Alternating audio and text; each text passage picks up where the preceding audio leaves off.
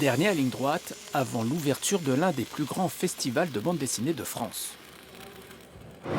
Peintres, ébénistes ou soudeurs, tous s'activent à aménager les 5000 m² de la halle Fraissinet. Alors là, je suis en train d'assembler une partie du décor pour une exposition. On a tout un support là pour une exposition aussi qui s'appelle Zombilenium. C'est toujours agréable de voir l'évolution de la halle avec les papiers peints qui arrivent, voir les choses évoluer, quoi. Puis l'adrénaline qui monte dans les 15 derniers jours, 10 derniers jours, c'est super, quoi. Si l'aménagement de la halle a débuté en mars, Myriam et Ninon, les régisseuses du festival, travaillent-elles depuis novembre. Ça va? Ça va. Vous en sortez? Dans l'ensemble, ça va. On a juste un petit souci avec ce mur Qui a 7 cm trop petit. Leur rôle, coordonner tous les acteurs techniques, gérer scénographie, accueil, mais aussi buvette, toilette ou sécurité. Hier, ça, il en a trouvé. Je sais pas du tout. Il faut qu'on le relance sur ses meubles et tout, faut qu'il les retrouve. En fait, notre métier, c'est il y a des problèmes ou il y a des manques quelque part, on va trouver des solutions. Et donc c'est ça aussi qui est très stimulant dans ce métier-là, c'est comment je vais faire pour accrocher quelque chose en hauteur, pour faire rentrer quelque chose qui est rond dans un espace carré, etc. Et c'est pour ça que c'est stimulant. Et pour tout faire rentrer, le festival est doté d'un budget de 700 000 €. De quoi financer équipe administrative, constructeurs ou agents de sécurité, mais aussi les auteurs. Effectivement, on prend en charge tout ce qui est transport, hébergement, restauration et aussi la chose très importante, c'est ce sur quoi on milite depuis plusieurs années, c'est la rémunération des auteurs sur les festivals.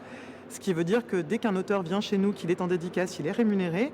Dès qu'il intervient pour rencontrer le public, il est rémunéré. Donc c'est vraiment quelque chose sur lequel on milite et c'est aussi pour ça qu'on a aussi un budget très conséquent sur le festival. Ouais.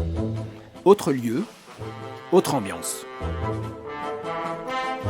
Bon ben voilà le prieuré Saint-Maurice, voilà cet endroit magnifique où on va pouvoir organiser notre 13e journée tintinophiles de Senlis.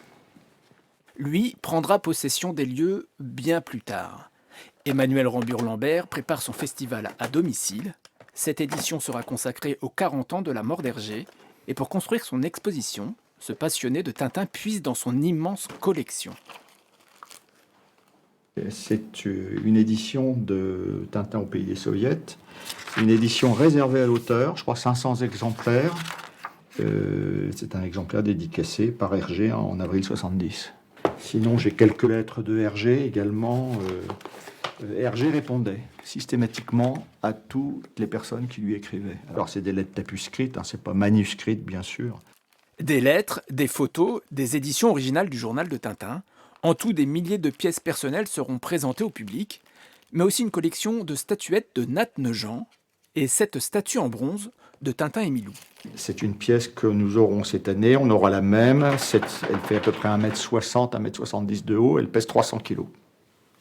C'est un mécène qui prête et prend en charge le transport des statues, mais pour le reste, affiches, assurances, frais des intervenants, c'est Emmanuel et son association qui financent. Et question moyens. Nos moyens, on n'a pas de moyens. On a les entrées payantes, les petites entrées payantes qui permettent de visiter l'expo, d'assister aux conférences et d'aller sur la bourse et tout ça, et de se promener toute la journée, parce que c'est valable pour toute la journée, parce qu'on met un bracelet. Mais le budget, c'est à peu près entre 2000 et 2500 €. Si on les atteint pas, on perd de l'argent. On peut pas financer. C'est aussi simple que ça. 400 visiteurs sont attendus du 8 au 11 juin à Senlis, 21 000 sur 4 week-ends au rendez-vous de la BD d'Amiens. Amateurs ou néophytes, tous seront accueillis par des passionnés, guidés par le goût du partage.